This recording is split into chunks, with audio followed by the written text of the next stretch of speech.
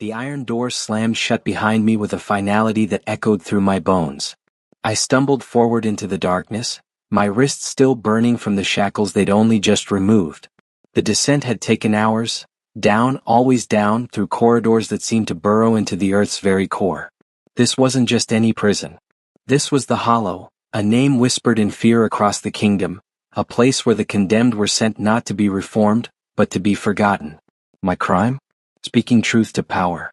I'd been a scribe in the royal court, privy to documents that revealed corruption at the highest levels. When I'd threatened to expose the chancellor's embezzlement of funds meant for the war orphans, I'd sealed my fate. The trial had been a mockery, 3 minutes of accusations, no defense permitted, and a sentence delivered with cold bureaucratic efficiency. Life imprisonment in the deepest level of the Hollow. The cell they threw me into was carved from ancient stone, the kind that predated the kingdom itself. Moisture wept from the walls, and the air tasted of minerals and despair. A single torch flickered in a bracket outside the iron bars, casting dancing shadows that made the cell seem alive, breathing. The floor was covered in old straw that smelled of mildew and previous occupants' misery. In the corner sat a wooden bucket, my latrine, and a tin cup that had seen better decades. I slumped against the far wall, my legs finally giving out. The reality of my situation crashed over me like a wave. This was it. This would be my world until I died. No sunlight. No fresh air. No human contact except for the silent guards who would slide gruel through the bars twice a day. I was 32 years old and my life was effectively over. That's when I heard it, a sound so soft I almost missed it beneath the dripping water and my own ragged breathing. A whisper of fabric. The rustle of movement. My eyes, adjusting to the gloom, swept across the cell once more. And that's when I saw her.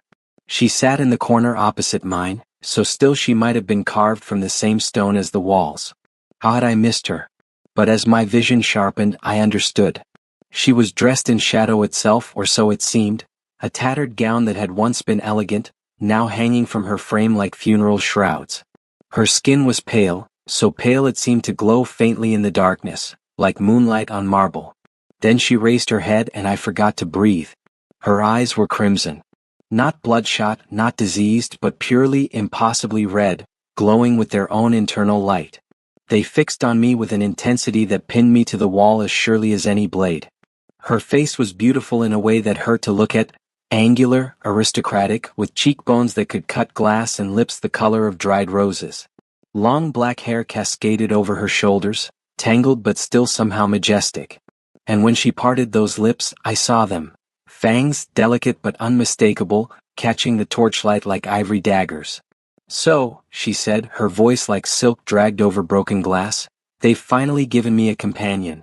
How thoughtful. I pressed myself harder against the wall, my heart hammering. Every child in the kingdom grew up with stories of vampires, the cursed ones, the night hunters, the blood nobility. But those were just stories, weren't they? Cautionary tales to keep children in their beds after dark.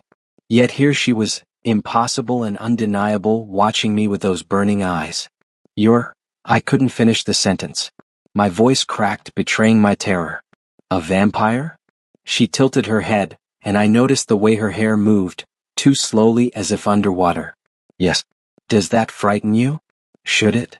A smile flickered across her face, cold and amused. Ordinarily, yes.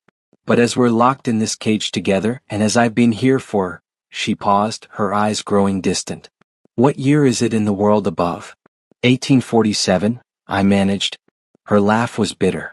Then I've been here 43 years. Time moves strangely in the dark. 43 years. I stared at her, trying to reconcile that number with her appearance.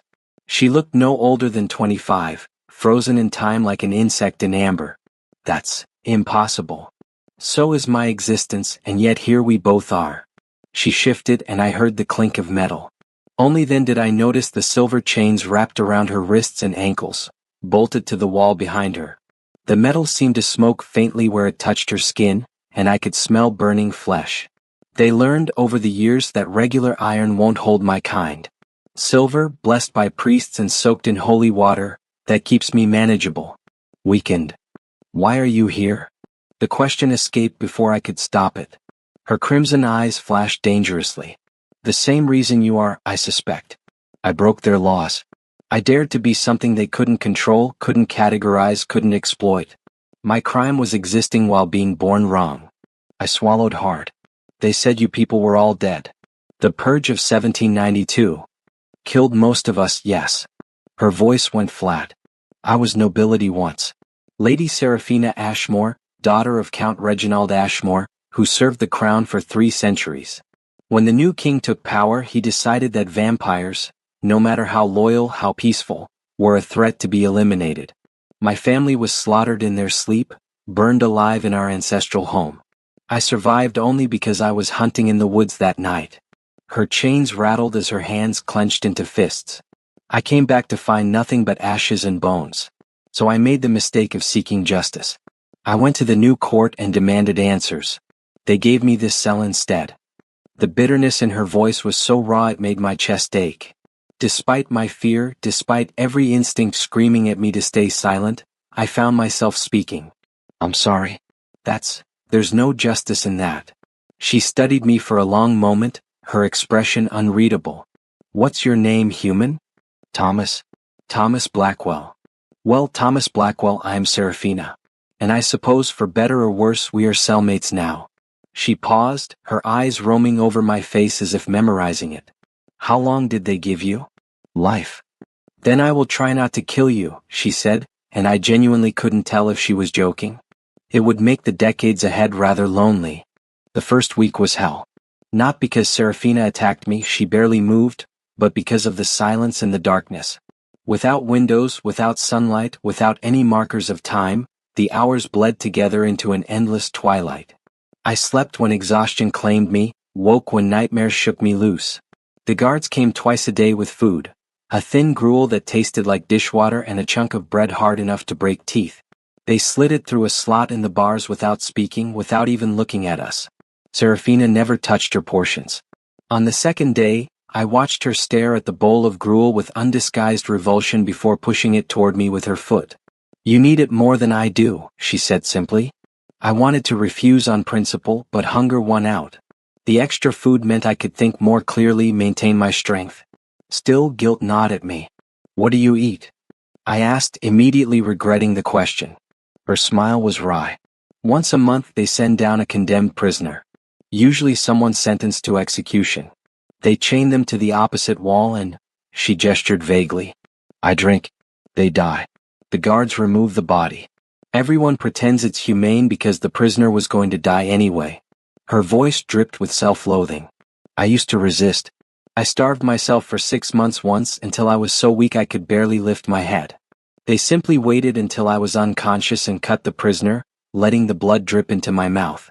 I woke to find myself revived and the prisoner drained. After that, I stopped fighting. They'd win either way. The horror of it settled over me like a shroud. That's monstrous. Yes, she agreed quietly. It is. But not the way you think. The monster isn't me, Thomas.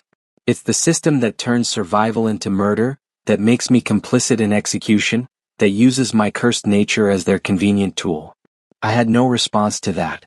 We sat in silence until I finally slept, curled on the moldy straw, dreaming of sunlight I'd never see again. By the third week we'd begun to talk. Not about anything profound at first, just observations about the guards' schedules, speculation about what was happening in the world above, complaints about the cold that seeped into our bones. Seraphina had a sharp wit, I discovered, and a dark sense of humor honed by decades of captivity. That guard, the one with the limp, she said one evening, nodding toward the corridor beyond our cell. He started as a young man. I've watched him age, hair going gray, back bending. He'll retire in a few years and another young guard will take his place. And then another. And another. They march past me like seasons, brief and forgettable. Doesn't that make you feel, I search for the word, lonely? Lonely? She considered this. I suppose. But it's more than that.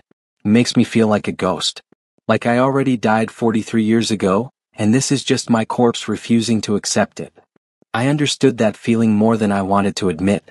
Before I came here, I told her, I was alive. I had friends, work I believed in, a small apartment with a window that got morning sun. I'd buy fresh bread from the bakery on the corner every Sunday, and the baker's daughter would slip an extra roll in my bag when her father wasn't looking. The memory hurt. Now I'm buried. Living but buried. The worst grave is the one you're aware of, Serafina said softly. As the weeks turned into months, we fell into a rhythm. I'd wake first, usually from cold or nightmares, and I'd hear her breathing in the darkness, slow, measured, barely there. When the guards brought food, I'd eat while she watched, sometimes commenting on how strange it was to remember the taste of things, the pleasure of warm bread or ripe fruit. In return, she told me stories. Such stories. She'd lived over a century before her imprisonment, and her memory was sharp as broken glass. She described the court of the old king, where vampires and humans had mingled in careful peace. The glittering balls, the political intrigues, the delicate balance of power. She told me about her family's estate, a sprawling manor in the Black Forest where ancient oaks grew so thick the ground stayed in perpetual twilight. My father used to say we were nature's bridge between life and death, she recalled one night. Not alive, not dead, but something in between. He thought it made us special. Chosen. Her laugh was hollow. All it made us was targets. I shared my own stories, though they felt painfully mundane by comparison. My childhood in a coastal town, the smell of salt and fish. My mother, who died of fever when I was 12. My education at a provincial school where I discovered I had a talent for letters and mathematics. My career as a scribe, the pride I'd felt the first time I'd been allowed to draft an official document. You were a good man, Serafina observed. That's why you're here. Good men are dangerous to corrupt systems. So are good women, I replied, meeting her crimson gaze. So are good vampires. Something shifted between us in that moment, subtle but unmistakable. We were no longer just cellmates enduring captivity together. We were something else, allies perhaps, maybe even friends. But the universe, it seemed, had other plans. It happened on a humid night when the air in the cell was so thick it felt like drowning. I was half asleep when I heard Serafina make a sound I'd never heard before, a low, pained groan. I sat up quickly, peering through the darkness. She was curled against the wall, her silver chains rattling violently as her body convulsed. Her skin, usually pale, had gone gray, and sweat beaded on her forehead despite the cold. Serafina? I scrambled toward her, stopping just short of touching distance. What's wrong? Hungry, she gasped, her voice distorted, inhuman. It's been too long. They haven't sent anyone. 6 weeks. Usually it's 4, never more than 5. Horror dawned on me. They've forgotten? Or they're testing me, seeing how long before I break. Her eyes opened, and they weren't just red anymore. They were glowing, feral, pupils blown wide. When she looked at me, I saw raw hunger, the kind that transcends thought or mercy. Thomas, you need to get away from me. Move back. I should have. Every survival instinct I possessed screamed at me to press myself against the far wall, to put as much distance between us as possible.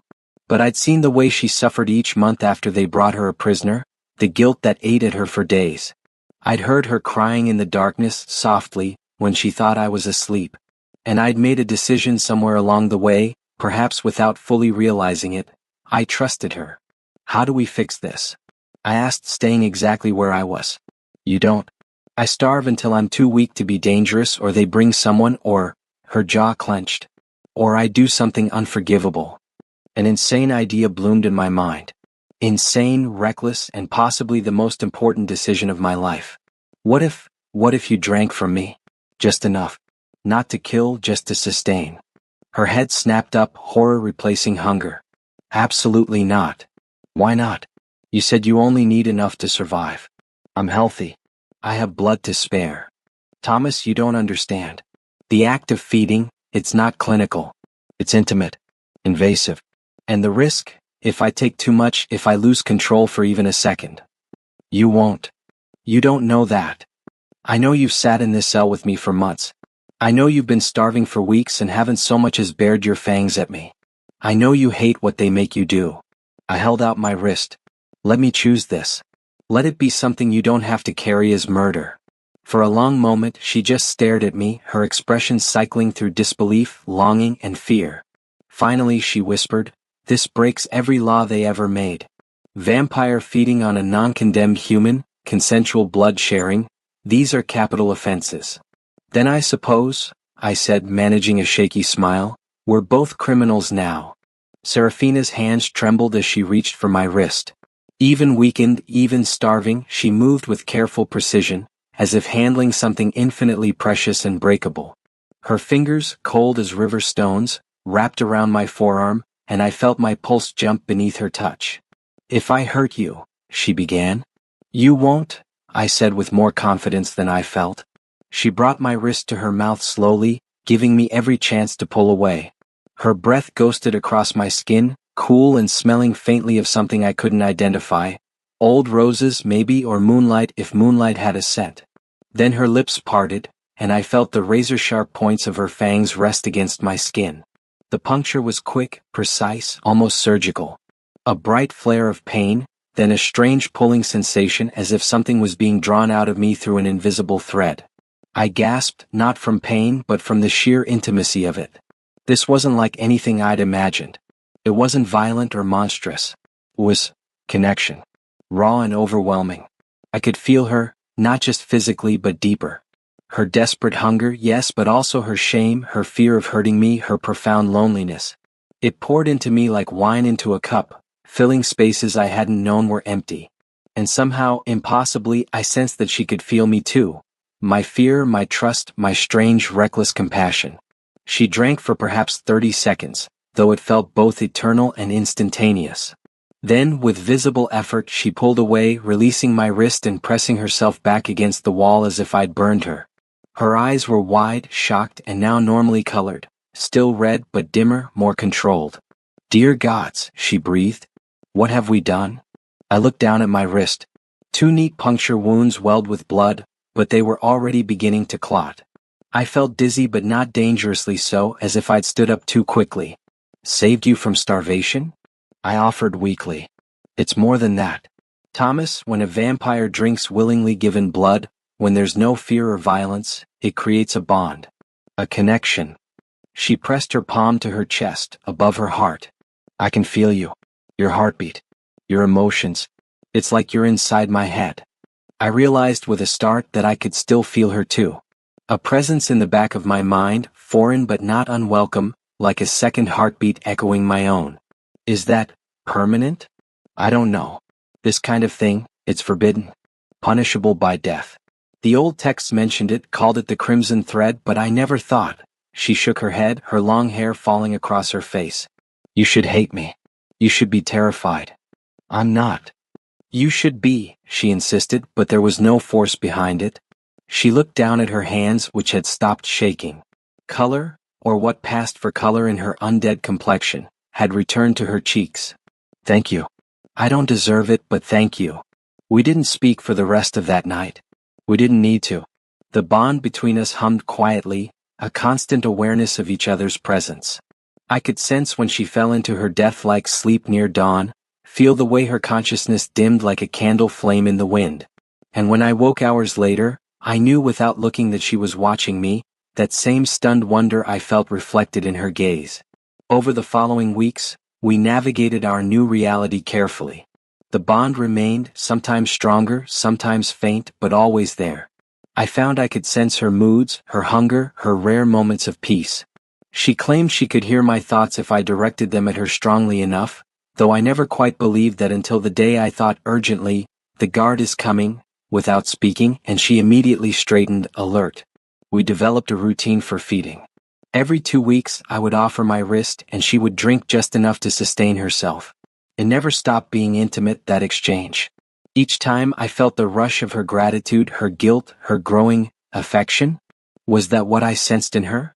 The bond made it hard to lie to each other, harder still to hide what we felt.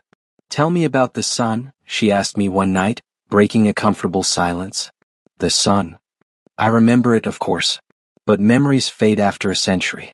The warmth, the brightness. Sometimes I'm not sure if what I recall is real or just a dream I've had. She shifted her chains, a habitual movement now. Describe it for me. Make me remember. I thought carefully. Sunlight feels like hope given physical form. It's warm on your skin, gentle in the morning and fierce at midday. It makes everything more real, more solid. Shadows have weight in sunlight. Colors become vivid.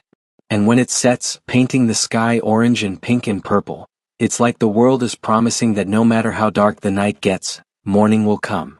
Serafina closed her eyes, and I felt a wave of bittersweet longing through our bond.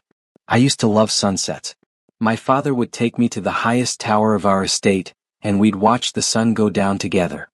He said sunlight was what we'd given up for immortality, and that every vampire should remember what they'd lost, so they never took the night for granted. He sounds like he was wise. He was. And they burned him alive. The words were flat, but I felt the rage and grief beneath them, old wounds that had never healed. Sometimes I think this cell is mercy. At least here, I don't have to see the world that destroyed my family. I don't have to pretend that life goes on. I moved closer, not close enough to touch, but near enough that she could see my face clearly in the torchlight. Life does go on, Serafina. It's cruel and unfair and often meaningless, but it goes on. And sometimes, in the darkest places, you find things worth living for. Connections, understanding, hope. Her crimson eyes met mine and I saw tears gathering, blood tears, red and terrible and beautiful. Is that what I am to you? Hope. Yes, I said simply. And I think, I'm that to you too. Aren't I? She didn't answer with words. Instead, I felt it through the bond, a surge of emotion so powerful it nearly knocked me backward. Gratitude, yes. Companionship, absolutely. But also something deeper, something that terrified and exhilarated her in equal measure. Something that looked dangerously like love. The seasons changed above us, marked only by slight variations in the temperature of the cell, cooler in winter, stuffily warm in summer. We celebrated our first year as cellmates by sharing stories until we were both hoarse. I told her about every book I'd ever read, recreating plots and characters from memory. She taught me words in ancient languages, dead tongues only vampires still remembered. This word, she said, tracing letters in the dust on the floor, means soul-bound. It's from Old Vampiric.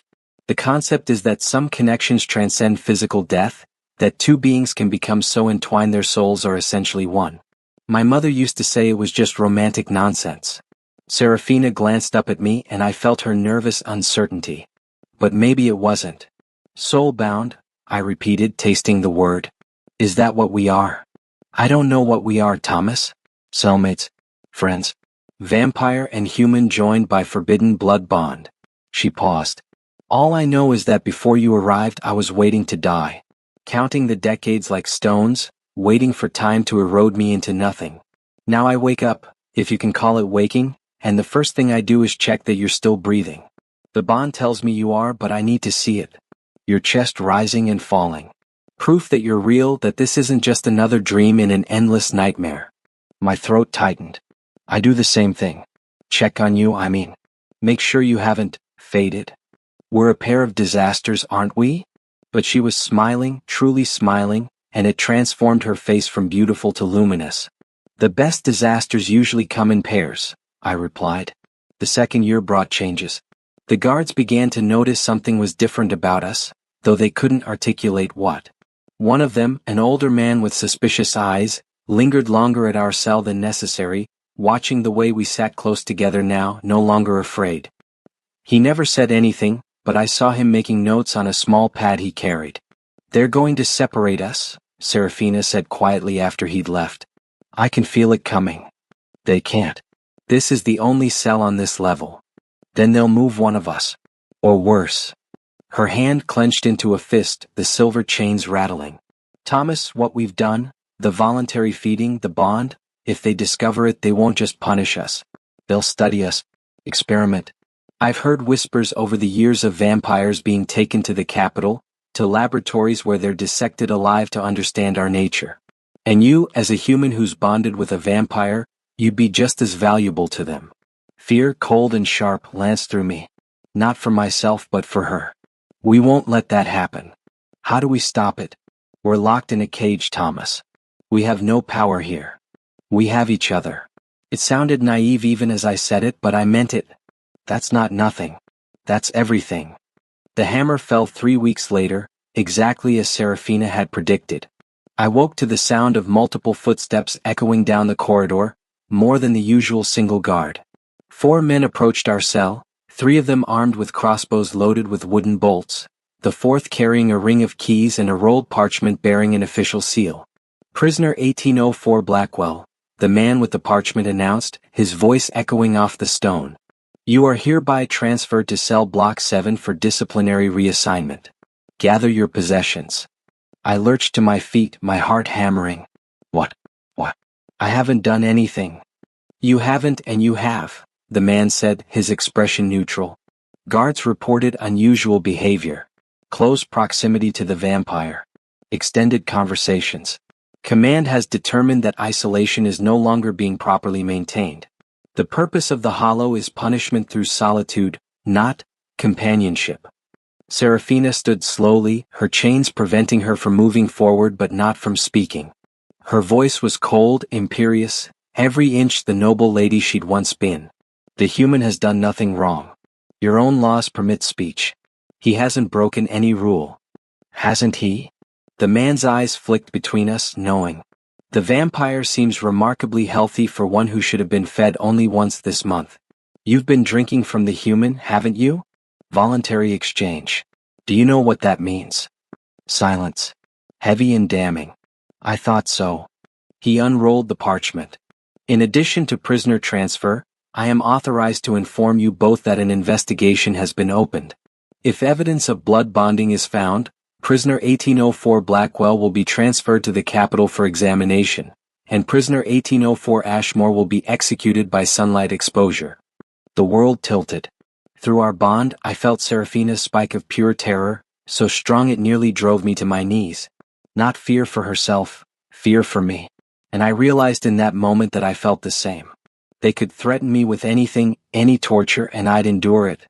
But losing her, knowing she'd be destroyed because of my choice to help her, that was unbearable. Please, I said, abandoning pride. Take me wherever you want. Separate us. But don't hurt her. She's been here 43 years. She's suffered enough. The man's expression softened almost imperceptibly. That's not my decision. I'm just following orders. He nodded to the guards. Get him out. Now. They unlocked the cell, and 2 guards entered while one kept his crossbow trained on Serafina. She stood perfectly still, not resisting, but her eyes blazed with fury and helplessness. As the guards grabbed my arms, our eyes met, and through the bond, I felt everything she couldn't say aloud. Her rage at the injustice, her grief at our separation, her desperate, aching love. Love was love. I'd known it for weeks, maybe months, but naming it felt like setting fire to something sacred and irretrievable. I'll find a way, I said as they dragged me toward the door. Serafina, I swear I'll find a way back. Thomas. My name in her voice was a prayer and a goodbye. Thank you. For everything.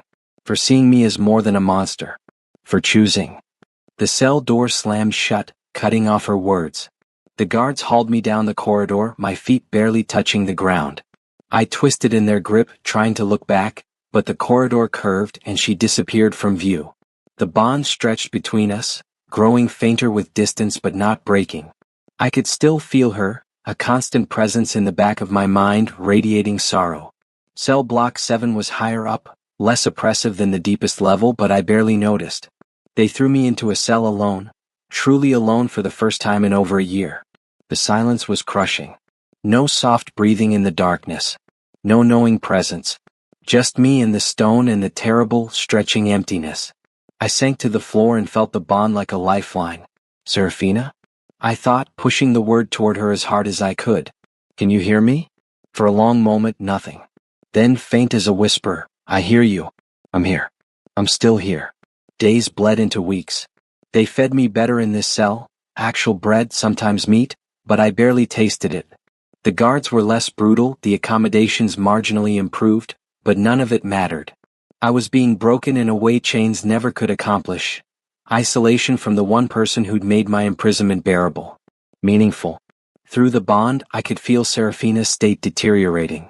Without my blood, she was slowly starving again. They'd gone back to their old system, sending her condemned prisoners, and each time I felt the echo of her feeding, the rush of sustenance, yes, but also the crushing guilt and self-loathing. She hated it. Hated what it made her. I tried to send her comfort, projecting thoughts toward her. It's not your fault. You're surviving. That's not a crime. Her response was always the same, it feels like one. 6 weeks into our separation something changed. I woke to find the bond vibrating with urgency, with fear sharper than anything I'd felt from her before. Serafina? What's wrong? They came, she sent back, the words frantic. Men in black robes. Scholars from the capital. They examined the chains, the cell. They took blood samples. Thomas, they know. They know about the bond and they're coming for you next. Ice water flooded my veins. 2 days maybe. They left an hour ago. She paused and I felt her making a decision. Thomas, listen carefully. The bond works both ways. If you focus, if you push hard enough, you can access my strength. My speed. For a short time you could be more than human. What are you saying? I'm saying run. Escape. The bond can give you an advantage. Break out of that cell, get to the surface, disappear into the world. Live, Thomas. Please. And leave you here? Never. You have to. Her desperation crashed into me like a wave. They'll dissect you. They'll cut you apart to understand the bond, and then they'll kill you because you'll be useless and contaminated. I can't. I won't let that happen. I'd rather die knowing you're free. I'd rather die than abandon you, I shot back. We're in this together. Soulbound, remember? Thomas, her voice broke even in my mind. Don't be a fool. Too late. I've been a fool since I offered you my wrist. We're both fools. But we're our fools and I'm not giving up on that. The bond thrummed with her tears. I couldn't see them but I felt them, blood and sorrow. Then what do we do? An idea began forming, reckless and desperate. I don't know yet. But I'll think of something. Stay alive, Serafina. Just stay alive. I spent the next 2 days in feverish planning. The cell in Block 7 was less secure than my previous one. The bars were thicker, yes, but the lock was older, simpler. I'd watched the guards open it dozens of times. The mechanism was basic. A heavy iron key turned twice, bolt sliding back. If I could get my hands on a key or something to pick the lock. But even if I escaped my cell, what then? I was in the middle of a fortress prison, surrounded by guards, miles underground. One man couldn't fight his way out. One human man anyway. But Serafina's words echoed. You can access my strength. Was it possible? Could I really tap into her vampiric abilities through the bond? I'd never tried deliberately. The connection had always been passive, emotional. But if desperation could push the bond to do more. I closed my eyes and reached inward, toward the thread of crimson that tied me to Serafina. I pulled on it, tentatively at first, then harder. Show me, I thought. Show me what you are. The bond flared to life. Power, alien and cold and vast, rushed into me. My senses sharpened explosively. I could hear conversations 3 cells away, make out the individual stones in the wall by touch alone, smell the rust on the iron bars. My muscles tensed with coiled strength that hadn't been their seconds before. And my canines ached as if trying to elongate into fangs. It lasted perhaps 10 seconds before I lost my grip on it, and the power snapped back to Serafina. I gasped, my heart racing, sweat pouring down my face. But I'd felt it. It was real. Thomas? Serafina's voice was alarmed. What did you just do? I felt you pulling on the bond. I tested your theory, I responded. You were right. I can use your strength. Not for long, but long enough. Long enough for what? To get us both out of here. The opportunity came sooner than expected. 3 days after my experiment with the bond, the scholars arrived at my cell. There were 2 of them, dressed in black robes embroidered with silver sigils, accompanied by 4 guards. They carried leather satchels filled with instruments that gleamed in the torchlight, needles, vials, strange devices I couldn't name. Prisoner Blackwell, the older scholar said, adjusting spectacles that perched on his narrow nose. We have questions about your time with the vampire.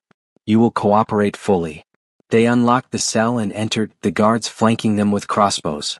The older scholar gestured for me to extend my arm. We need blood samples. Multiple vials. Do not resist. As he approached with a large syringe, I made my move. I reached for the bond, grabbing it with mental hands and pulling hard. Power flooded into me, Serafina's strength, her speed, her predatory instincts. The world slowed to a crawl. I moved faster than I'd ever moved in my life, faster than should have been possible. I grabbed the scholar's wrist, twisted, heard bones crack. He screamed. I wrenched the syringe from his hand and drove it into the nearest guard's throat, Not deep enough to kill, but enough to send him collapsing. The other 3 guards were still raising their crossbows, still processing what was happening, time thick as honey around them. I kicked one guard's knee, felt it buckle. Grabbed a crossbow as it fell. Fired it point blank into another guard's shoulder. He went down hard. The remaining guard and the second scholar fled into the corridor, shouting for help. I had seconds, maybe 30 before reinforcements arrived. The borrowed power was already fading. I could feel it slipping like sand through fingers.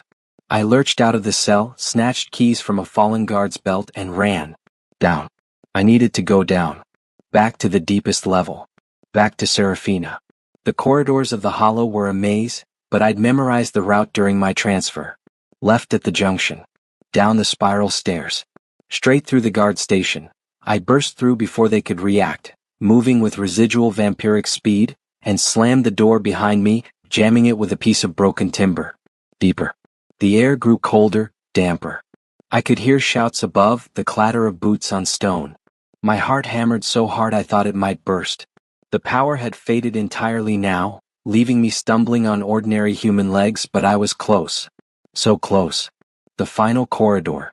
The cell I'd shared with Serafina for over a year appeared before me, exactly as I remembered.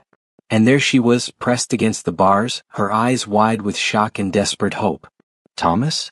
How? Explain later. I'm getting you out. I fumbled with the keys, trying 3 before I found the right one. The lock clicked.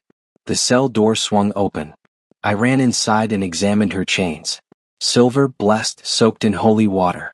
I couldn't touch them without burning myself, and she was too weak to break them. The keys, she said urgently. The guard station at the end of the corridor. There's a silver key on a red cord. It opens these chains. They're right behind me. Then go. I ran back into the corridor, retracing my steps.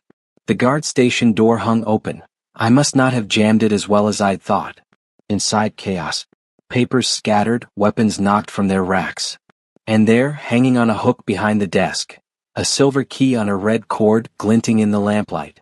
I grabbed it and turned to run back, and came face to face with 6 guards, all armed, all very angry. End of the line, Blackwell, their captain said, leveling a sword at my chest. You're going to die down here. I should have been terrified. I should have surrendered. Instead, I felt Serafina's presence in my mind, urgent and powerful. Take my strength again. All of it. I'm giving it to you. No, you'll die. I'm already dead, Thomas. I've been dead for a century. But you're alive. So alive. The bond exploded between us. This wasn't me pulling on her power. This was her pushing it into me, everything she had, everything she was. My body convulsed as vampiric strength, speed, and resilience flooded my cells. My vision went red-tinted. My canines elongated into proper fangs. My nails hardened into claws. I wasn't human anymore. Not in that moment. I was something between a bridge, just like Serafina's father had described. The guard saw the change and hesitated. Fatal mistake. I moved like a ghost, like a nightmare. Disarmed the first guard before he could swing. Shattered the second one's sword with a bare-handed strike. The captain lunged at me and I caught his blade between my palms. It should have cut clean through, but my skin had become tough as leather. I twisted, snapped the weapon, and drove my shoulder into his chest. He flew backward, crashing into his men. I didn't wait to see if they'd get up. I ran, the silver key clutched in my bleeding hand, back to Serafina's cell. She was on her knees when I arrived, barely conscious. Pushing all her power to me had drained her to the point of death. The chains, she whispered. Hurry. My hands shook as I fitted the silver key into the first lock. It clicked open. The chain fell away. Then the second, third, fourth. As the final chain dropped, Serafina collapsed forward and I caught her. She weighed almost nothing, her body light as a child's. Her skin was gray, her eyes dim. Can't walk, she murmured. Too weak. Then I'll carry you. I lifted her into my arms and she curled against my chest, her head tucked under my chin. Through the bond, I felt her gratitude, her love, her fading consciousness. We had to move. No. I carried her out of the cell into the corridor. Behind us, I could hear the guards regrouping, shouting orders. Ahead, the maze of the hollow stretched out, hundreds of passages, dozens of locked doors, and we were at the very bottom. Serafina, I need you to stay awake. Tell me how to get out. Her voice was barely a thread. North Corridor. Leads to old mining tunnels. They connected to hollow decades ago. Sealed but not completely. Water drainage. Smell it. Follow the water. I ran, her body bouncing in my arms. North Corridor. The smell of water, sharp and mineral. Yes, there. A narrow passageway, half collapsed, blocked by a rusted gate. I kicked it. What? Twice. On the third kick, powered by desperation and residual vampiric strength, the gate tore free. Beyond, darkness. Complete and absolute. And the sound of running water. Trust me, I whispered to Serafina, though I wasn't sure if she could still hear me. Then I stepped into the dark. The tunnel seemed to go on forever, descending at a sharp angle, water running in channels along the floor. I splashed through it, my boots soaked, Serafina's body growing colder in my arms. The bond between us flickered weakly. She was still alive, still with me but barely. Behind us, the sounds of pursuit faded. Either the guards hadn't found the passage, or they deemed it too dangerous to follow. Small mercies. After what felt like hours but was probably only 20 minutes, I saw it. Light? Not torchlight but something else. Softer. Grayer. My heart leaped. Daylight. I stumbled toward it, my legs trembling with exhaustion, and emerged into a ravine. Above, the sky, gods, the sky, stretched out in muted grays and whites, heavy with clouds. It was late afternoon or early morning, I couldn't tell. But it was the surface. We were out. I collapsed to my knees in the mud, still holding Serafina. Her eyes fluttered open and she made a soft, pained sound. The light. I looked up. The clouds were thick, but they were breaking in places, shafts of weak sunlight piercing through. Vampire-killing sunlight. Panic seized me. I scanned the ravine frantically, looking for shelter. There, an overhang of rock, deep enough to provide shadow. I scrambled toward it, laid Serafina gently in the darkness beneath the stone, and collapsed beside her. We made it, I gasped. We're out. We're actually out. She tried to smile, but it came out as more of a grimace. You're insane. Beautifully, wonderfully insane. Takes one to know one. I examined her in the dim light. She looked terrible, skeletal, her skin papery, her eyes sunken. She needed blood. So, can you drink from me? Would it help? Not enough. I need too much. I'd kill you. Then what do we do? She was quiet for a long moment. You leave me here. Find a town. Live the life you were supposed to have. Serafina. I'm dying, Thomas. I can feel it. I pushed too much power to you. My body is shutting down. She reached up with a trembling hand and touched my face. But you're alive. You're free. That's enough. That's everything. No, the word came out fierce. No, that's not everything.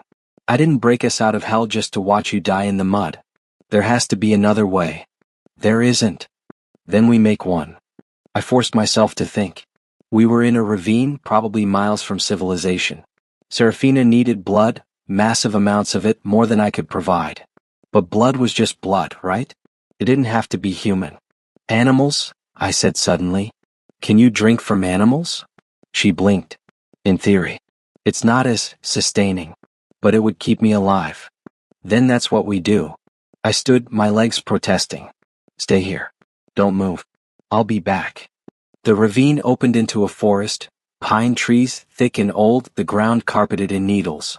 I'd grown up in a coastal town, but my father had taught me to hunt during the summers we'd spent in the countryside. Those skills came flooding back now. I found tracks, deer possibly. Followed them deeper into the woods. And there, drinking from a stream, a young stag. I had no weapon except a sharp stone I'd pried from the ravine wall. Would have to do. I crept closer, using every scrap of forest lore I remembered. Get downwind. Move slowly. Wait for the right moment. The stag's head lifted, sensing something. I lunged. The fight was brief and ugly. I was stronger than I should have been, residue of Serafina's power still lingering in my system, but the stag was fast and terrified. Its antlers caught me across the ribs, tearing cloth and skin. I ignored the pain, drove the stone into its throat, and held on as it thrashed. When it finally went still, I was covered in blood, gasping, my whole body shaking. But I had what I needed. Dragging the carcass back to the ravine nearly killed me. By the time I reached the overhang, the sun was setting, painting the sky in purples and golds. Serafina's eyes were closed, and for one horrible moment, I thought I was too late. Then the smell of blood reached her, and her eyes snapped open, glowing bright red in the darkness. "I brought dinner," I said, trying for humor and failing. "It's not elegant, but it's fresh." She stared at the dead stag, then at me, covered in blood and half dead from exhaustion. "Thomas, I hunted for you." Wasn't sure I still remembered how, but apparently it's like riding a horse.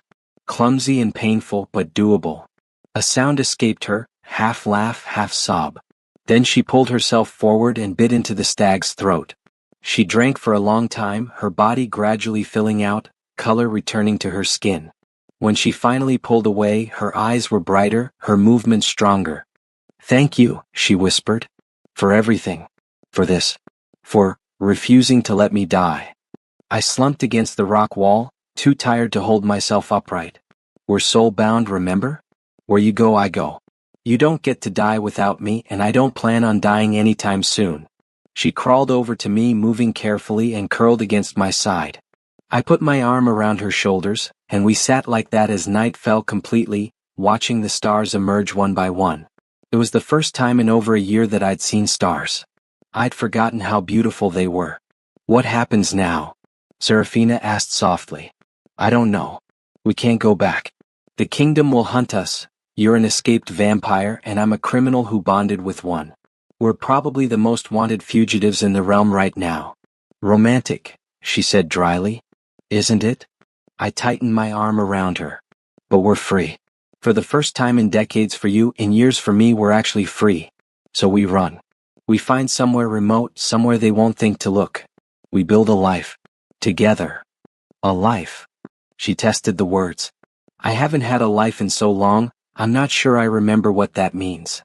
Then we'll figure it out together. Learn what it means to live, not just survive." She tilted her head up, and our eyes met. In the starlight, her face was luminous, beautiful in a way that made my chest ache. "I love you, Thomas Blackwell. I think I've loved you since the moment you offered me your wrist, even though it was foolish and reckless and broke every law ever written. I love you too, Serafina Ashmore. After months. Maybe since the day you told me I was hope." I leaned down and kissed her forehead gently. "And I'd break every law in the world again if it meant keeping you alive." We sat in the darkness, two broken people who'd found wholeness in each other, and watched the night sky. Somewhere behind us, the hollow still stood, a monument to cruelty and forgotten souls. But we weren't in it anymore. We were here, under the stars, alive and together. And that, I thought as sleep finally claimed me, was enough. More than enough. It was everything. We traveled by night, keeping to forests and avoiding roads. Serafina couldn't tolerate sunlight. Even weak rays through clouds caused her skin to smoke and blister. So our days were spent hidden in caves, abandoned buildings, anywhere dark enough to keep her safe. I would hunt during twilight hours, bringing back rabbits, deer, once even a wild boar. She drank, regaining strength gradually, and I learned to skin and cook meat over tiny fires we'd extinguish before dawn. The bond between us remained strong, perhaps stronger than ever. We could communicate without words now, entire conversations passing through emotions and projected thoughts. When I woke from nightmares of the hollow, the darkness, the isolation, the certainty I'd die there, Serafina would be there immediately, holding me, flooding the bond with calm and safety. When she trembled with guilt over the prisoners she'd been forced to kill over the decades, I sent back forgiveness and understanding until the weight lifted from her shoulders. We were 2 weeks into our flight when we reached a village. It was small, perhaps 50 buildings clustered around a central square, smoke rising from chimneys in the cold evening air. We approached cautiously, keeping to the tree line. "We need supplies," I said quietly. "Clothes that aren't prison rags. Maybe a weapon. And information about where we are." Serafina's hand found mine, her fingers interlacing with my own. "It's dangerous. They might recognize you. They might recognize both of us. But we can't survive in the woods forever. Winter's coming." Already, frost had begun appearing on the ground in the mornings, and my breath misted in the air. "I'll go in quickly. Buy what we need. Be out before anyone asks questions." "I don't like it." "I don't either. But we don't have a choice. She squeezed my hand. Be careful. If anything happens, run. Don't try to fight. Just run and I'll find you. I kissed her quickly, tasting the copper tang that always lingered on her lips now. I'll be careful. I promise. The village was called Millbrook, according to a weathered sign at its entrance. I pulled up the hood of my tattered prison shirt, trying to hide my face, and walked into the general store. The proprietor was an old woman with sharp eyes and sharper features. She looked me up and down, taking in my ragged appearance, and sniffed. Help you. I need traveling clothes. Sturdy. And a knife if you sell them. You got coin? That was a problem. I had nothing except the clothes on my back. But I'd anticipated this. Before entering the village, I'd pocketed several items from the ravine, pretty stones, a piece of quartz that glittered. I pulled out the quartz now and set it on the counter. Will this do? Her eyes widened fractionally. She picked up the quartz, examined it, and grunted. That'll do. Wait here. She returned with a bundle, wool pants, a thick shirt, a traveling cloak, and a hunting knife in a leather sheath. I changed quickly in a back room, relishing the feeling of clean, intact clothes. When I emerged, the old woman was waiting with a folded newspaper. You should read this, she said, her voice carefully neutral. I took the paper and felt my blood turn to ice. The front page headline screamed in bold letters, Vampire and Human Escape Hollow Prison. Massive manhunt underway. Below it were sketches, crude but recognizable, of Serafina and me. The article described us as extraordinarily dangerous, claimed we'd killed 6 guards during our escape, a lie, we'd injured them but killed no one, and offered a substantial reward for information leading to our capture. That's a good likeness, the old woman said, nodding at the sketch of me. Thought I recognized you when you walked in. My hand went to the knife at my belt. Are you going to turn me in? She studied me for a long moment. The paper says you killed guards. Says you're in league with a monster. Says you're a threat to every decent person in the kingdom. She paused. But I've been running this store for 50 years, and I know the difference between a killer and a desperate man. You're not dangerous. You're just running. We didn't kill anyone. We just wanted to be free. The vampire. She's with you. I hesitated, then nodded. She's not a monster. She's just different. And she's been hurt enough by this kingdom. The old woman sighed. My grandson was sent to the Hollow 3 years ago. Stole bread because his family was starving. I never saw him again. So I know what that place is. What it does. She pushed the newspaper toward me. Take it. Learn where the checkpoints are, where the army is searching. And get as far from here as you can. Head north. There are mountains, forests thick enough to hide in. The kingdom doesn't control everything up there. Gratitude swelled in my chest. Thank you. I don't know how to. Don't thank me. Just survive. And take care of that vampire of yours. Anyone who'd break out of the hollow for another soul isn't all bad, human or otherwise. I left the village quickly, the newspaper tucked under my arm, and found Serafina waiting where I'd left her. Her face relaxed when she saw me. You're safe. Barely. We're all over the news. Wanted criminals, highest priority. I showed her the paper, and her expression darkened. They're painting us as murderers. Of course they are. That's how they maintain control, make everyone afraid of us, make our capture a moral imperative. I folded the paper. But the woman at the store gave us a gift. Information. She said to head north into the mountains. The kingdom's reach is weaker there.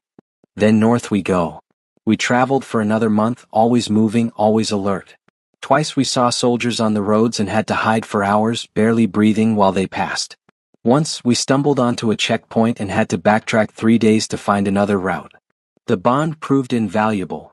Serafina's enhanced hearing could pick up conversations and patrol movements from incredible distances, and she'd warn me telepathically before we walked into danger. As we traveled, we talked about everything. Our fears, our hopes, our dreams for a future that still felt impossibly fragile. Serafina told me about vampire culture before the purge, the complex social hierarchies, the ancient traditions, the art and music her people had created over centuries. I shared stories of human life, the small joys she'd been denied, the taste of fresh bread, the feeling of rain on your face, the way music could make you dance without thinking. If we survive this, she said one night as we sheltered in an abandoned mill, I want to see the ocean. I haven't seen it in over a century. I want to stand on a beach at night and hear the waves. Then we'll go to the ocean, I promised. We'll find a cottage somewhere remote. You can have the night and I'll have the day and we'll meet in the twilight. A life built on twilight, she mused. Fitting. The mountains rose before us like teeth, jagged and imposing. Snow had begun to fall, thick and constant, making travel treacherous. But we climbed higher and higher, until the air thinned and breathing became labored. Up here the kingdom's influence faded. We encountered isolated communities, miners, shepherds, people who'd chosen hardship and freedom over comfort and control. They eyed us warily but didn't report us. Many seemed to understand instinctively what we were, refugees from injustice. In a village called High Ridge, perched on a mountain slope, we finally stopped. The village elder, a man named Henrik with a face like weathered stone, offered us shelter in exchange for work. I could chop wood, repair buildings, help with the hard labor of mountain life. Serafina, limited to nighttime activity, could hunt. Her supernatural speed and strength made her the most efficient hunter the village had ever seen. You can stay through the winter, Henrik said, his eyes moving between us knowingly. We don't ask questions here. Everyone's running from something. We accepted gratefully. The village gave us a small cabin on the outskirts, drafty but private. It had a single room with a fireplace, a bed of straw, and shutters that blocked out the light completely. It wasn't much, but it was ours. That first night in the cabin, we lay together on the straw bed, wrapped in the one blanket we'd been given. Serafina's head rested on my chest, her hair spilling across my shirt. I could hear her breathing, slow and steady, and feel her heartbeat through the bond, faint but present, a reminder that despite everything she was alive. Thomas, she whispered. If you could go back, if you could undo the day they put you in my cell, would you? I didn't even have to think. Never. Not for a second. Even knowing everything that's happened? The pain, the fear, being hunted. Especially knowing that. I ran my fingers through her hair. You're the best thing that ever happened to me, Serafina. You make me more than I was. Braver. Stronger. More alive than I ever felt in my old life. So no, I wouldn't change a single moment. She pressed closer and I felt dampness on my shirt, blood, tears, silent but deeply felt. I don't deserve you. You deserve everything, I said fiercely. You deserve centuries of happiness to make up for the ones you lost. You deserve peace. Well, a life built on your own terms. And I intend to spend the rest of my existence making sure you get it. She lifted her head and kissed me then, our first real kiss, not the chaste touching of lips but something deeper, more urgent. She tasted of copper and wilderness and starlight, and when we finally broke apart we were both trembling. I love you, she said, her crimson eyes blazing in the firelight. More than I thought possible. More than I thought I still could after everything. I love you too. Always. Whatever comes. Whatever comes, she echoed.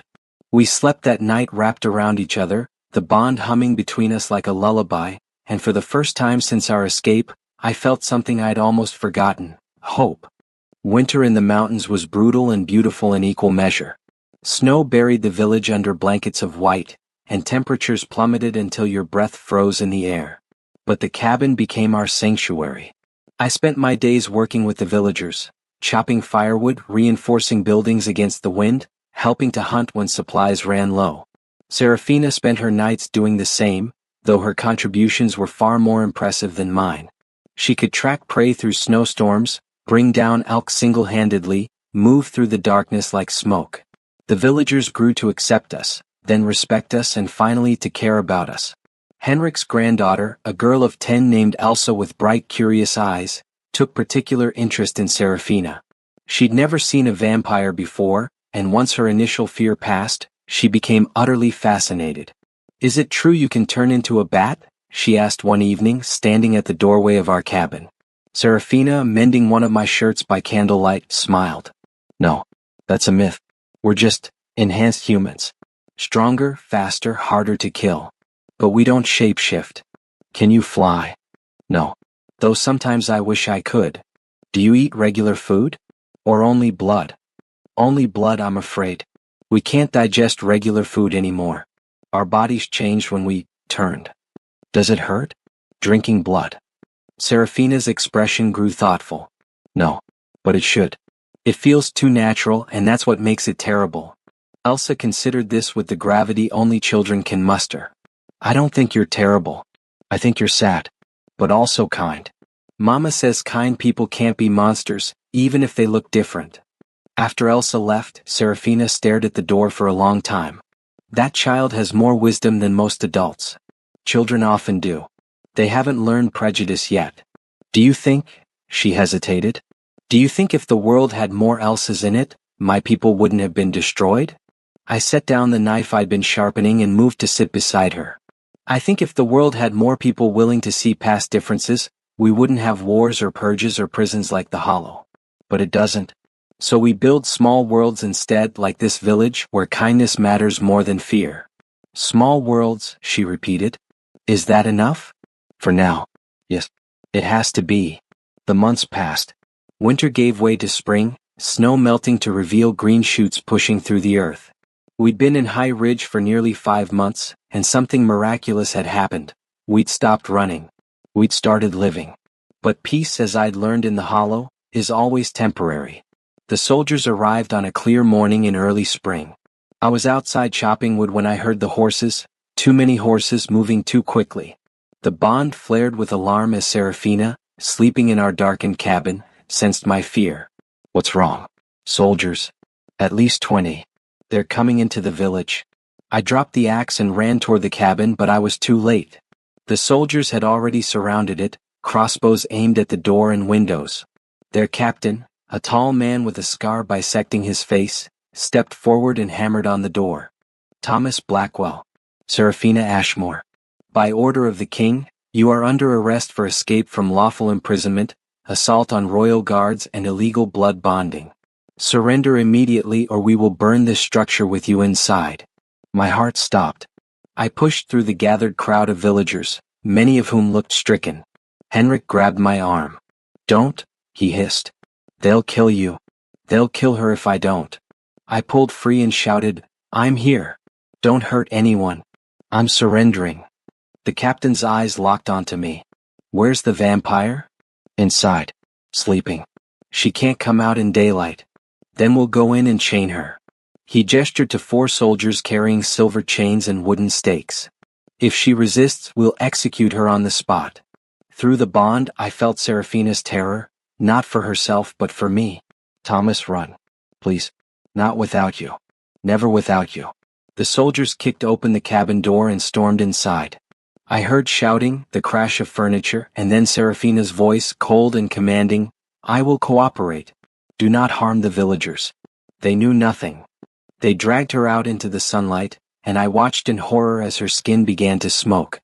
She screamed, a sound of pure agony, and the soldiers laughed. They'd wrapped her in silver chains, binding her arms and legs, and they held a wooden stake poised above her heart. Stop. I lunged forward, and 3 soldiers tackled me, forcing me to my knees.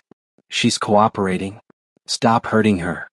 The captain walked over, his boots crunching in the mud. You really bonded with this creature. Drank her blood, let her drink yours. Do you have any idea what you've done? What you've become? I became someone who loves, I spat. What did you become? He backhanded me across the face and blood filled my mouth. You became an abomination. A contaminated human. The scholars will be very interested in studying you before your execution. They threw Serafina into a covered wagon. At least they had the decency to keep her out of direct sunlight, and chained me to a horse. We were marched out of High Ridge as the villagers watched in silence. Elsa was crying, held back by her mother. Henrik's expression was carved from stone. As we left the village behind, climbing down the mountain paths we'd ascended months before, I reached out through the bond. Serafina? I'm here. Her mental voice was pained but steady. I'm so sorry, Thomas. This is my fault. No, it's theirs. The kingdoms. They couldn't let us have peace. What do we do? I don't know. But we're not dead yet. While we're alive, there's hope. The journey back to the capital took 2 weeks. Every night, they chained Serafina in a different location. Sometimes a barn, sometimes a cave, always somewhere they could lock and guard. They kept me separate as if proximity would somehow strengthen our bond further. It didn't matter. Distance couldn't break what we'd built. Every night I'd reach out to her and she'd respond, and we'd hold each other through the connection, sharing warmth and courage. The capital, when we finally reached it, was enormous. A sprawling city of stone and steel, filled with thousands of people who stopped to stare as we were paraded through the streets. The crowds jeered and threw rotten vegetables. Someone spat on me. A child pointed at Serafina's covered wagon and screamed, "Monster!" They brought us to the royal palace, a massive structure of white marble and cruel efficiency. We were separated immediately, Serafina taken to the dungeons, me to the laboratories. The scholars were waiting. The laboratory was sterile and cold, all white tile and metal tables, instruments gleaming under harsh lamplight. They strapped me to a chair, binding my wrists and ankles with leather straps reinforced with steel. 3 scholars entered, all wearing white coats over their black robes, faces hidden behind surgical masks. "Specimen Blackwell," the lead scholar said, consulting a clipboard. "Human male, age 33, confirmed blood bond with vampire specimen. Duration of bond, approximately 18 months. Purpose of examination, determine effects of vampire blood on human physiology and consciousness." They treated me like a curiosity, not a person. Over the next 3 days they took blood samples, so many I lost count. They measured my reflexes, my strength, my sensory acuity. They shone lights in my eyes, attached strange devices to my head, injected me with substances that made my veins burn. Through it all, I clung to the bond. "Serafina, where are you? Are you hurt?" Her response came weakly. "Dungeons. They're experimenting on me too. Taking blood. Asking questions." She paused and I felt her fighting back despair. "They want to know how to break the bond. How to sever it permanently. Can they? I don't know. I've never heard of it being done. But they're determined." Her fear spiked. "Thomas, if they break the bond, I'll lose you. Even if we're both alive, I'll lose the only connection I have left. They won't break it. Love isn't something you can sever with scalpels. I wish I had your faith." On the 4th day they brought in a new scholar, older, with silver hair and eyes like chips of ice. He studied me for a long moment, then spoke in a voice like rusted gears. "The bond is stronger than we anticipated. It's not just a physical connection but a metaphysical one. Your souls are, for lack of a better term, entangled. So you can't break it," I said, unable to keep the triumph from my voice. "I didn't say that. We simply need a different approach."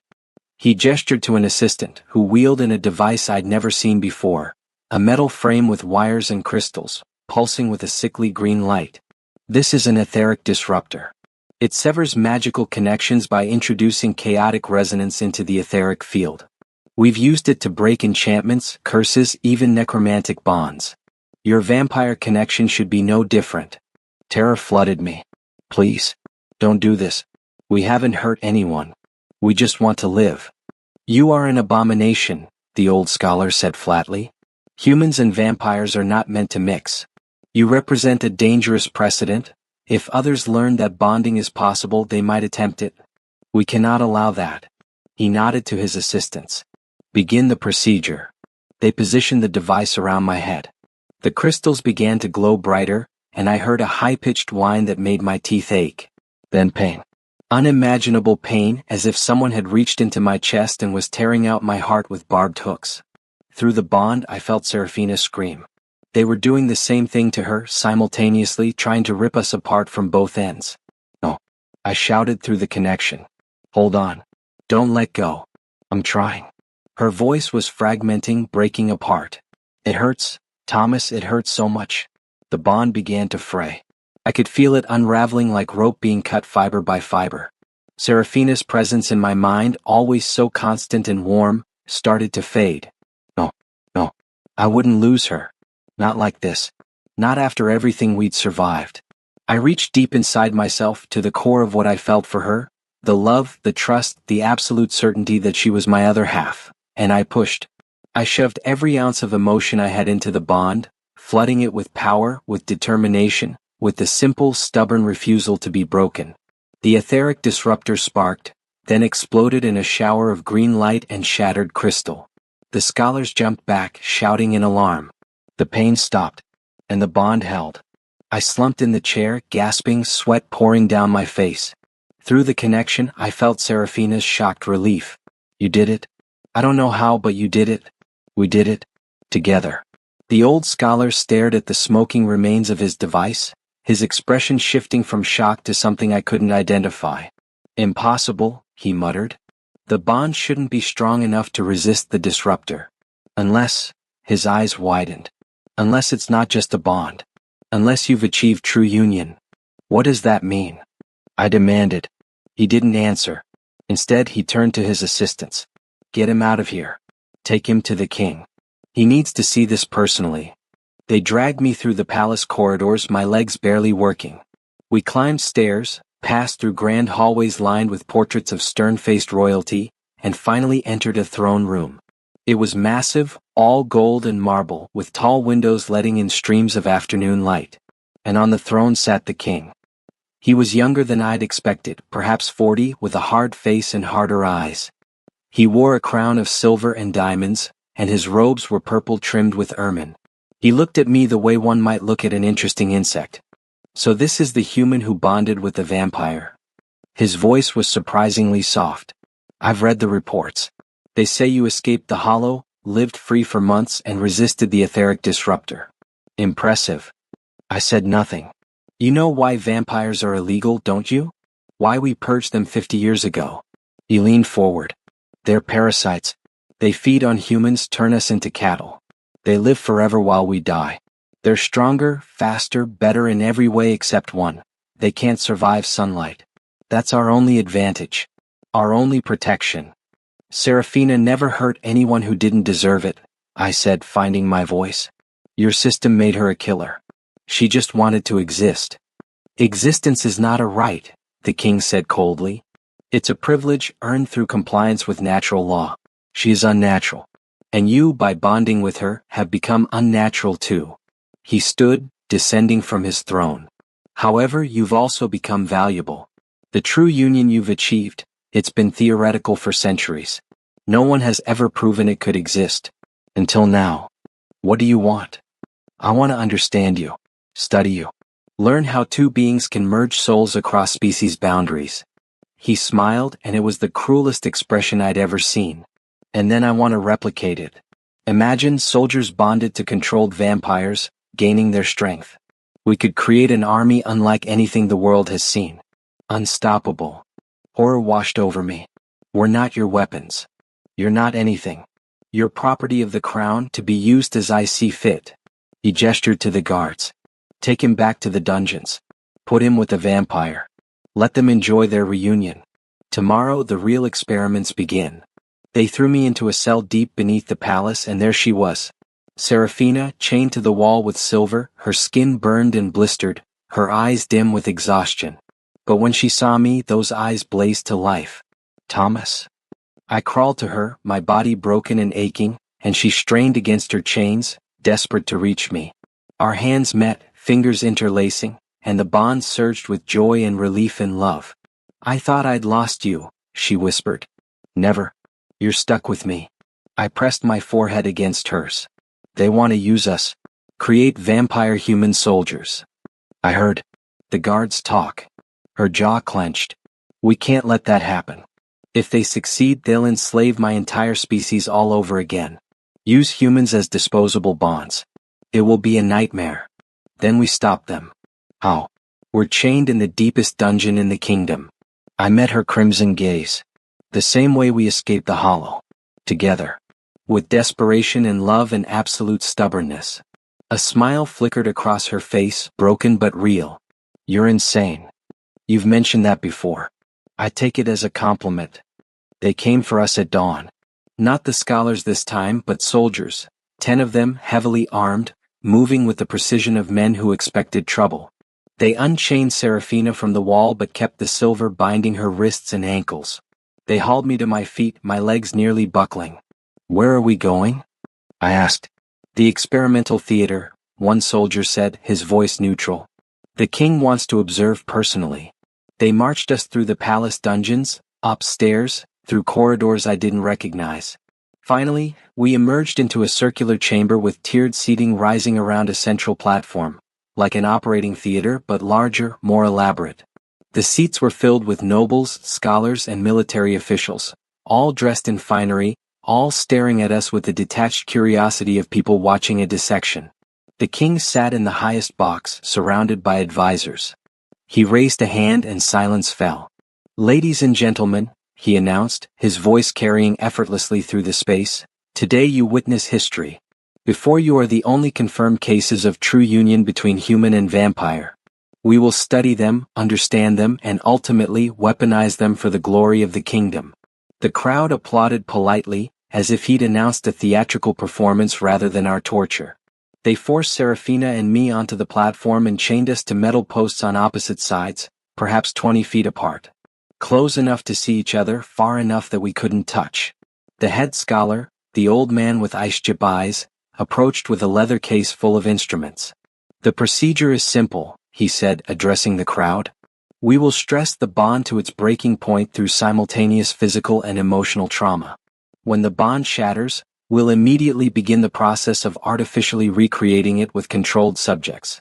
Our first test subjects are already prepared, a condemned prisoner and a captured vampire, both willing to cooperate in exchange for clemency." Serafina's voice cut through the theater, clear and cold. "They're not willing. You've coerced them. This entire spectacle is built on cruelty and lies." The scholar ignored her. He turned to his assistants. "Begin phase 1. Physical stress." They started with me. Blades, shallow cuts across my arms and chest. Nothing fatal but agonizing. Through the bond, Serafina felt every cut as if it were her own. She screamed, straining against her chains, and I felt her pain echoing mine, doubling it. "Fascinating," the scholar murmured, making notes. "The bond transmits sensation perfectly. Let's try the reverse." They moved to Serafina, pressing blessed silver against her skin. She convulsed, smoke rising from her flesh, and I felt it, the burning, the violation. I shouted, thrashing in my chains, and the crowd leaned forward, fascinated. "Stop this," I roared. "We're not your experiment. We're people. You're abominations," the king said from his box. "And you'll serve the kingdom one way or another." They continued for what felt like hours. Pain delivered in carefully calculated doses. They'd hurt me and Serafina would suffer. They'd hurt her and I'd scream. The bond amplified everything, made us vulnerable in ways we'd never been when we were apart. I began to understand their strategy. They weren't just studying us. They were teaching us that the bond was a weakness, that love made us breakable. But they were wrong. As the pain mounted, as my vision blurred and Serafina's screams filled my ears, I felt something shift.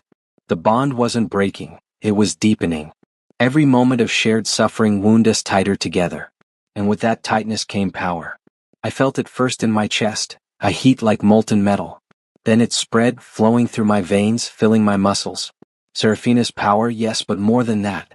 My power too. Human resilience, stubborn hope, the sheer refusal to be destroyed. They merged, alchemized into something new. "Serafina, I sent through the bond. Can you feel this?" "Yes." Her mental voice was strained but steady. "They're making us stronger. Fools. When I break these chains, be ready. Thomas, you can't. Watch me." I closed my eyes and pulled on the bond with everything I had. Not just taking Serafina's strength, but giving her mine. Our souls, already entwined, fused completely. For a moment, I was her and she was me, and we were something entirely new. Neither human nor vampire, but both. Unified. The chains binding me, thick iron reinforced with steel, shattered. The theater erupted in shouts of alarm. Soldiers rushed the platform, but I was already moving with speed I shouldn't possess. I caught the first soldier's sword in mid-swing, wrenched it from his grip, and drove my fist into his chest. He flew backward, crashing into the seats. I spun toward Serafina, and with a single strike I shattered the post she was chained to. She caught herself, her eyes glowing like twin suns, and together we faced the onslaught. They came at us from all sides, soldiers, guards, even some of the braver nobles. It didn't matter. We moved as one, anticipating each other's actions perfectly through the bond. I'd strike high, she'd strike low. She'd dodge left, I'd cover right. We were a dance of violence, perfectly synchronized, unstoppable. "Contain them," the king screamed. "Don't let them escape." But it was too late. We fought our way to the theater exit, leaving a trail of unconscious bodies behind us. We didn't kill, we had no desire for more death, but we didn't hold back either. Anyone who stood in our way went down. In the corridor outside we ran. Alarms blared throughout the palace. We could hear boots thundering on stone, orders being shouted.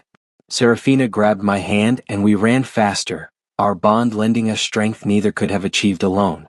The roof, Serafina gasped. If we can get to the roof I can jump. Carry you. Get us out of the palace grounds.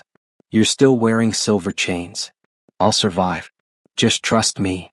We burst through a door and found ourselves in a tower stairwell.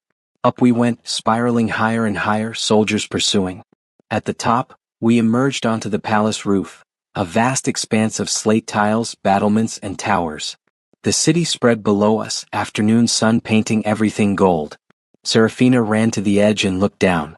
It was at least 60 feet to the ground, and beyond that the palace wall stretched high. This is insane, she said. Everything we've done has been insane, I replied. Why stop now? She laughed, wild, free, unbroken despite everything. She wrapped her arms around me, the silver chains between us burning us both. Hold tight. Then she jumped. We fell and for a moment it was pure terror. The ground rushed up, wind screaming past my ears. But Serafina angled our descent, using her supernatural strength to control the fall. We hit the ground hard, rolling but alive.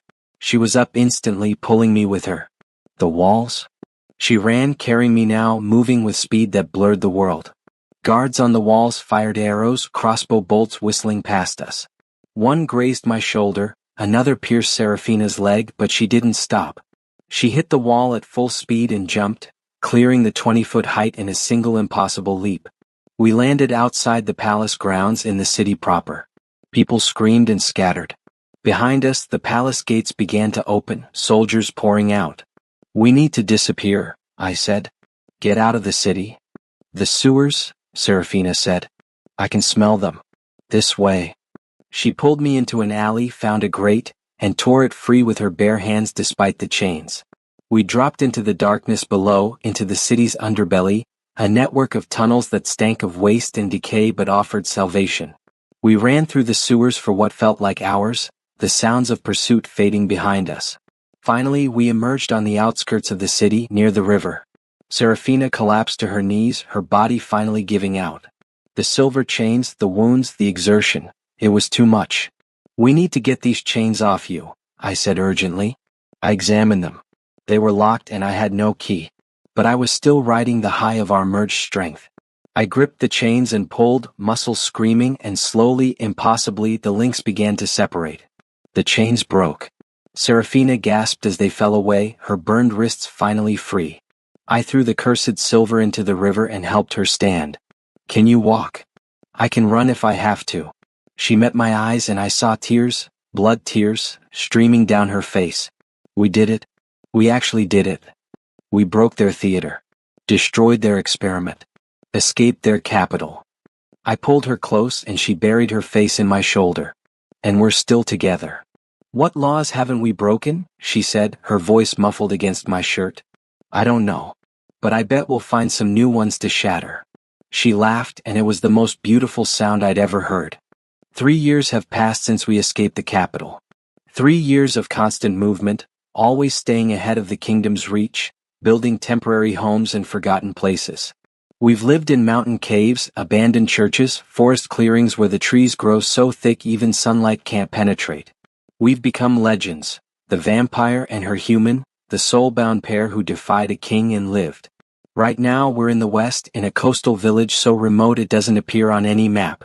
The villagers here are refugees like us, escaped slaves, political dissidents, people who chose freedom over safety. They built their homes on the edge of the world, where the land meets the sea and they don't ask questions. Our cottage sits on a cliff overlooking the ocean. It's small, just 2 rooms, a hearth and a cellar where Serafina sleeps during the day. But it has windows that face the water, and every evening we stand together and watch the sun set. Tonight the sky is putting on a show. Oranges and pinks and purples layer across the horizon, reflecting in the waves below. Serafina stands beside me, her hand in mine, her hair lifting in the salt breeze. She's wearing a simple dress we bought in the village, dark blue like deep water. The burn scars on her wrists have faded to silver lines, proof of what we survived. I'd forgotten how beautiful sunsets could be, she says softly. In the hollow, I couldn't even dream them accurately anymore. But now, she gestures at the sky. It's more vivid than any memory.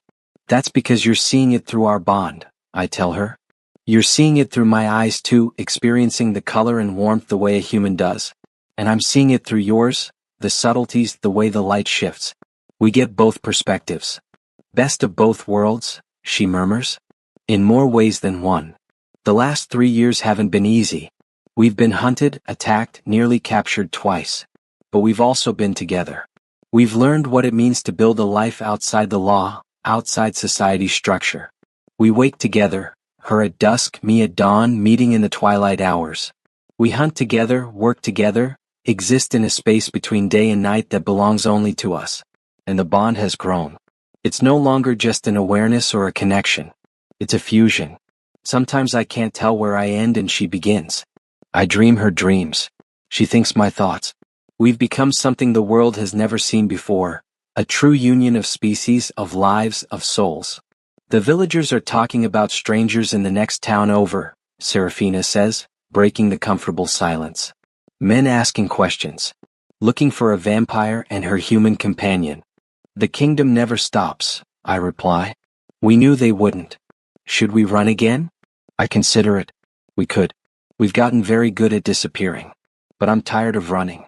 Tired of always looking over our shoulder, always waiting for the hammer to fall. Or, I say slowly, we could fight back. She turns to look at me, her crimson eyes curious. What do you mean? The kingdom wants to suppress us because we're proof that humans and vampires can coexist. That the purge was wrong. That their laws are cruel and unnecessary. I gesture toward the village below. But there are others like us. People living on the margins, people who don't fit in the kingdom's narrow definitions of acceptable.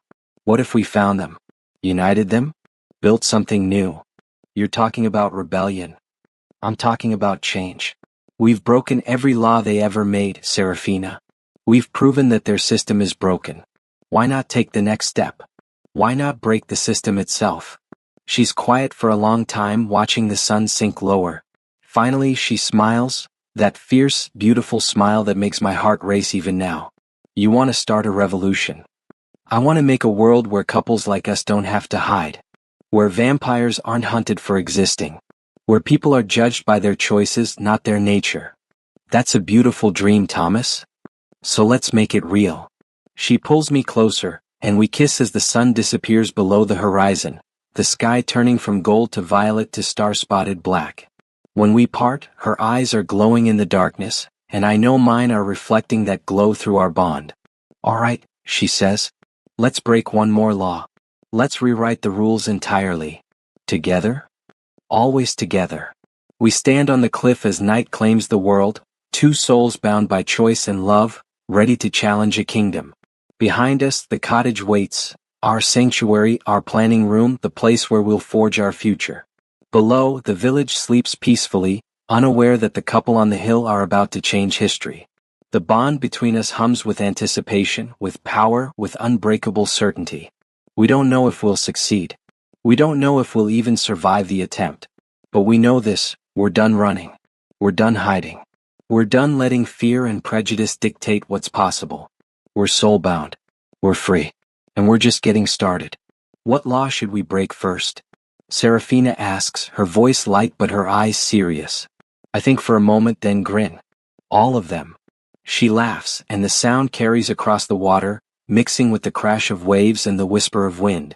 And somewhere in that laugh is hope, fragile but growing, like dawn breaking after an endless night. We turn from the ocean and walk back to our cottage, hand in hand, the bond glowing between us like a crimson thread connecting two stars. The world doesn't know it yet, but everything is about to change. And it starts with us.